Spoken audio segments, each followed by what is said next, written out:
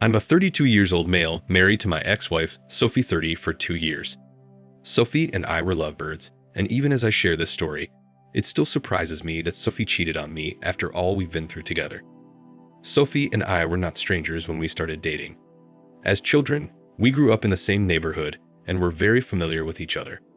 Sadly, when I was 15 or so, her parents moved to a new house and we lost contact. Many years later, coincidentally, we bumped into each other as adults. Even as a child who didn't know so much about love, I knew I was crushing on Sophie, and when we bumped into each other as an adult, the fire rekindled. We spoke for some time and exchanged our contacts. Luckily, Sophie was single at the time, and after hanging out for weeks, I asked her to be my girlfriend, and she said yes. We dated for a year before getting married. I know this might sound simple, but I knew I loved Sophie and felt complete when we married. Many things had changed about her, but she was still the intelligent, witty, and energetic Sophie I knew when we were children. She became a teacher for a junior high school while I worked in an automobile shop as a mechanic. Between Sophie and I, Sophie was the most intelligent, and she had a thing for smart people. Personally, I loved everyone I met. I wasn't particularly looking for intelligent people like Sophie did, which was the major difference between us. When we were catching up and hanging out, I used to feel like I was out of her league, but after I got to know her better and we fell deeply in love with each other, I got more secure, but I always put in extra effort to keep her happy. Our marriage was just fun, sweet, and full of laughter. She made being married so much fun and peaceful. We barely fought or argued about things. When we were dating, Sophie told me that she hated being yelled at, so she made me promise that I would never yell at her, no matter how angry I was. I promised her I wouldn't raise my voice at her for any reason, and she did the same. So if we were having an argument, it would sound like a very intense conversation, but no voices raised. Regarding our opinions on children, Sophie and I belonged to the same school of thought. We didn't think it was important to wait years before having children. To me, doing that did not make sense. I preferred to have a child a year or two after marriage so our child would grow with us as we grew older, and not wait to have my first child at an old age. So immediately after we married, we started trying to get pregnant. There were times Sophie would miss her period, and she would think she'd gotten pregnant, only for her period to come the next day. Aside from that, in the first year of our marriage, she got pregnant once, but she miscarried after a month, and we lost the baby. This was a very emotional moment for us because we had been waiting for months to get pregnant, and after she successfully got pregnant, we lost it. After she lost her first pregnancy, we took a break for a while before we tried again, and unfortunately, the same thing happened. She had another miscarriage at the 5th week. The second time she miscarried, she woke up one morning and noticed she was bleeding heavily. When I took her to the hospital, it was confirmed that she miscarried. This took its mental toll on us, and for months, we could not even talk about getting pregnant again. I tried my best to support her during that season and to be strong for us. After a while, we forgot about everything and moved on. I knew she was going through a lot emotionally, so I decided I wouldn't mention anything related to having a child until she was completely over her last 2 miscarriages. Our marriage bounced back from the few months of pain and things returned to normal. Even after things were okay, I treated Sophie like a queen and did everything she wanted. Aside from going to school to teach the kids, she didn't do anything else at home. I took care of the cooking for months, cleaned our house, did the laundry, mowed our lawns, shopped for groceries, and even cooked special meals for her on some days. I was very particular about how I made her feel because she thought something was wrong with her and she was bad luck. I knew she said them because of the miscarriages. At the time, my sole purpose was to assure her that there was absolutely nothing wrong with her, so I showered her with love and attention. About 4 months after we lost the second pregnancy, I was trying to clean up the house as usual on weekend, and she came to me with tears in her eyes. When I saw her, I was scared something terrible had happened to her, but when she told me she was pregnant, I was over the moon. I wasn't expecting to hear that from her anytime soon. Even though I didn't say it to her, I was partially scared that she would lose the baby again. But when she told me her pregnancy was over 8 weeks old, I was on cloud 9. Funnily enough, she didn't even know she was pregnant. She said she had been feeling different and decided to do a test. Her periods were late, but she thought it was due to her hormonal issues. There were no signs of morning sickness, and her pregnancy took us by surprise. Later that same week, we went to see the doctor to find out how we would prevent her from losing the pregnancy, and she was advised to not stress herself. Hearing that, I knew I had to step up my game in caring for Sophie. I did literally everything I could to make her comfortable. I didn't want anything to cause another miscarriage. Most importantly, I didn't want her to go through that pain again. Meanwhile, after we scanned and found out that she was giving birth to a boy, I was so excited to finally become a father. There's no particular reason, but I always wanted a son first and then a daughter. After the scan, I started shopping for the baby things we'd need. Every day, I woke up praying for the safety of Sophie and our baby.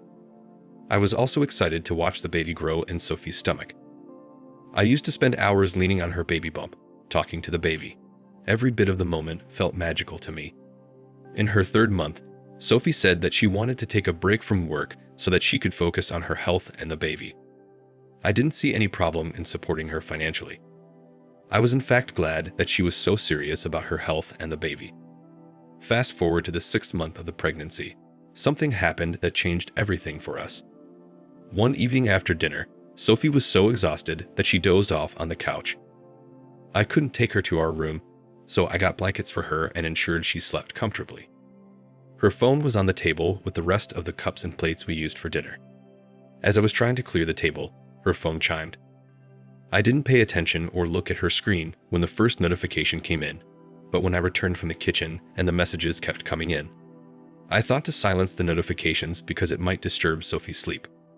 While trying to silence her phone, the messages kept coming on WhatsApp and Instagram, so I got curious. Her phone had a fingerprint lock, so I accessed it with her fingerprints to see who had been repeatedly texting her. On accessing her phone, I saw that it was a contact she had saved with a single love emoji that kept texting her. I was curious to know who it was, and my heart sank when I opened the messages sent to her. From their conversation, I figured she was talking to a man who kept asking her, "How was my baby doing today?" and other questions related to her health and her pregnancy. I had to read their messages over and over to understand if he was a doctor. After dating enough, I found out he wasn't. At the same time, I was going through her Instagram. The same man sent her a message on Instagram, and he even added a picture of his private part. I wouldn't have known they were communicating on Instagram if he didn't send that message. It was through their Instagram chat that I found out Sophie had been cheating on me. I wanted to know who her affair partner was and what she saw in him that led her to cheat on me. When I went through his Instagram profile, I found out he was a scientist. I could not even believe it. It took me the whole night to realize that I wasn't dreaming. The most heartbreaking part was that I had been trying to take care of another man's child. I had been working my ass out to ensure he would be born into a comfortable home. That night, I picked up a few clothes and drove to my friend's house to spend the night. I could not stand Sophie after realizing she had been playing me all along. To even think that her affair partner knew she was married to me, he'd occasionally ask her if I was taking good care of her and the baby, and she'd say something like, "Yeah, he's trying." Merely seeing that she said I was trying really pissed me off. I took over the full responsibility of the house, cared for her, cooked her favorite meals at weird hours of the night, massaged her neck and feet, and even dealt with her stupid mood swings. I was really shattered when I read that. It was very evil of her to cheat on me with another man, and then she lied to me about being the child's father. Around 3 in the morning, when Sophie woke up and I wasn't at home, she called to ask why I wasn't at home by that time. I replied to her coldly that I had to come to the automobile shop to take care of some unfinished business. I told her I would return home later in the morning, but I didn't. I didn't go home for 4 days, and she began to panic. When she kept calling, but I didn't take her call, she went to the automobile shop where I worked, and they told her I asked to take the whole week off to sort out some family issues. During those 4 days of staying away from home, I opened a fake Instagram account to do more findings about Sophie's affair partner. I learned that he had been a scientist for years and even won a prestigious award. On the 2nd day of my dating, I found that he was married to a woman who was a psychologist, and they had 2 kids together. Upon digging deeper, I got his wife's information. I reached out to her on Instagram. I didn't beat around the bush. I told her that her husband was having an affair with my wife and sent her the evidence. One more thing, when I saw all those chats on Sophie's phone, I took pictures of them, so I attached them as evidence. She replied on the next day to set up a meeting for us, and I met her on the fourth day, the day I returned home to Sophie. When we met, she kept saying she couldn't believe her husband was cheating on her, and I assured her he was. She even looked at the pictures of their conversation I had taken, and she was so heartbroken. She nearly passed out when I told her my wife was pregnant with her husband. So, after our meeting, she said she would confront her husband, and I told her I would do the same. I couldn't even pretend that I was not hurt because I was. I returned home that evening after 4 days of being away, and when Sophie saw me, she ran to me. Immediately, I stepped into the sitting room. I told her I wanted to do a paternity test for the baby, and she was shocked. She asked why I suddenly wanted to do a paternity test, and I told her I wanted to be sure the baby was mine. As soon as I answered, she laughed and said I was being ridiculous and that she wouldn't do any paternity tests because the baby was mine. I knew she was trying to be manipulative. If I didn't know the truth, her acting would have forced me to believe I was the father of her child. That day, I raised my voice at her for the first time in years, and she was shocked to see me react like that. The next thing I knew, she started crying and said I was accusing her of cheating on me and that she couldn't believe I would do such a thing after everything we had been through. I watched her. She cried and did her emotional blackmail thing, and when she was done with her manipulations, I insisted that I wanted a paternity test despite anything she condemned me of. I had printed out the photocopies of the pictures I had taken of her chat conversations. I threw those pictures on her face, and she was shocked to see that I had found out her truth. After a moment of silence, she said that she was just flirting with the man and nothing physical had happened between them. Her reasons were so dumb that I didn't feel like arguing with her. I told her that any man referring to her baby as his baby is no joke. Hence, I need to see the paternity reports. After arguing for hours, she finally agreed to do the paternity test. Eventually, we did the paternity test, and when the results came out, it confirmed that the baby wasn't mine. By this time, Sophie knew it was useless for her to keep pretending, so she started asking me for forgiveness.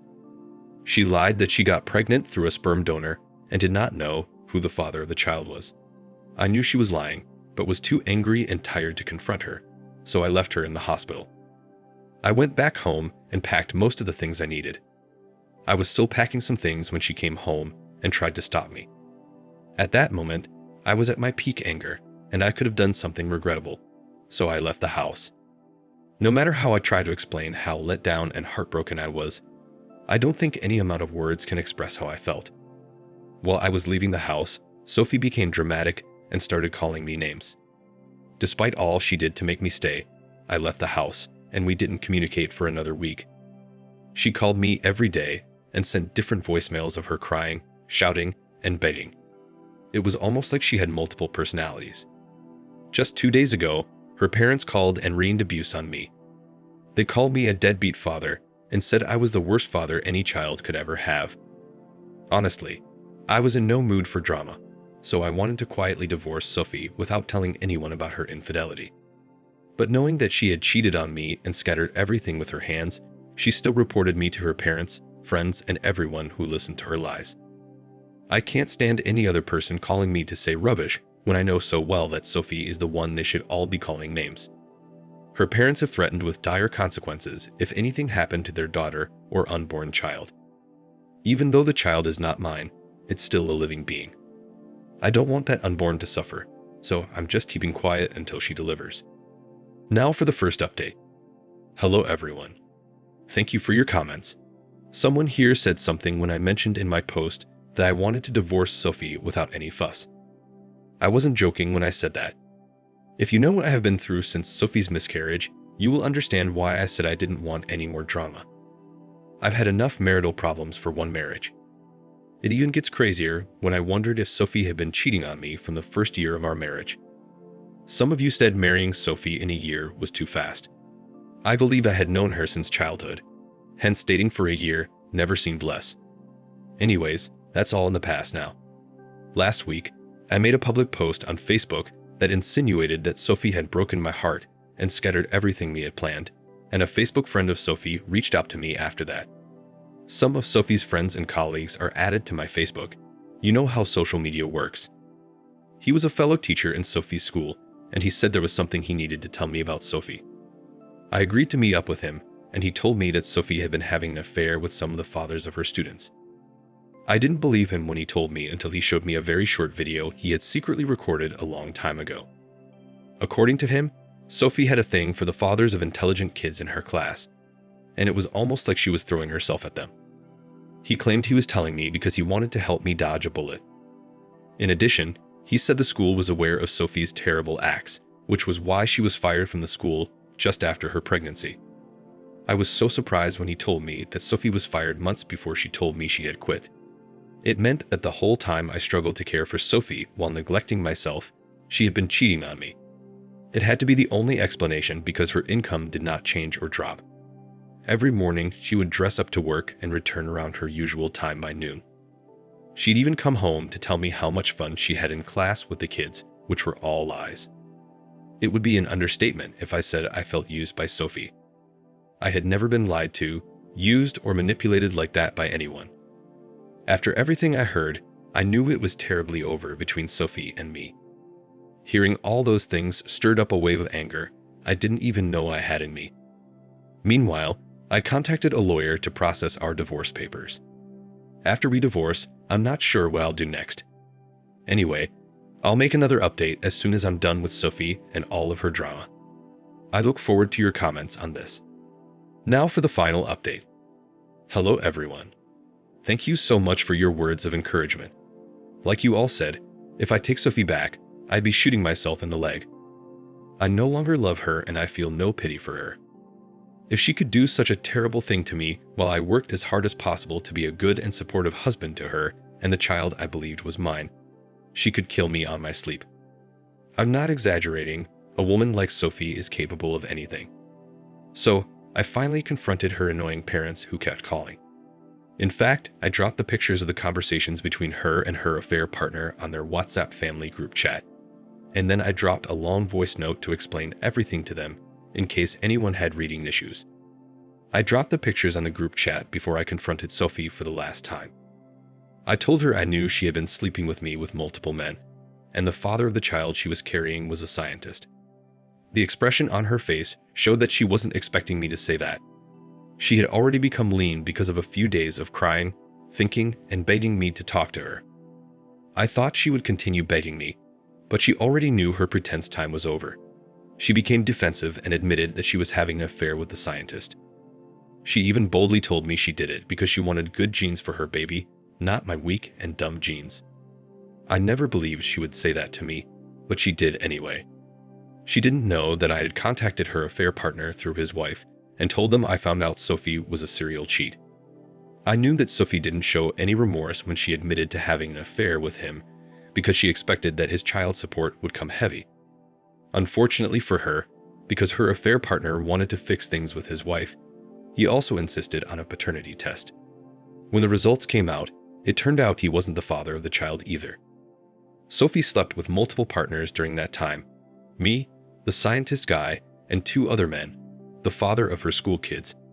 Hence, she could not tell who the father of her baby was.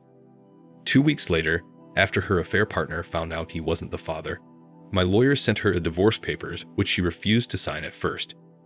She said I had ruined her life, and because of that, I had to stick with her. Very funny. On the other hand, when her parents found out she didn't know who the father of her child was, they disowned her in shame. Eventually, she signed the divorce papers and we are no longer together. She tried to play a smart one on me and lost everything, including her family. Now she'll have to raise the baby on her own. I wish her luck in finding the baby's father. I thank everyone who gave me the idea of contacting her affair partner in my last update. Thank you all. Thank you for watching. Like, comment, and subscribe if you enjoyed the video. Until next time, I'll see you again. Take care.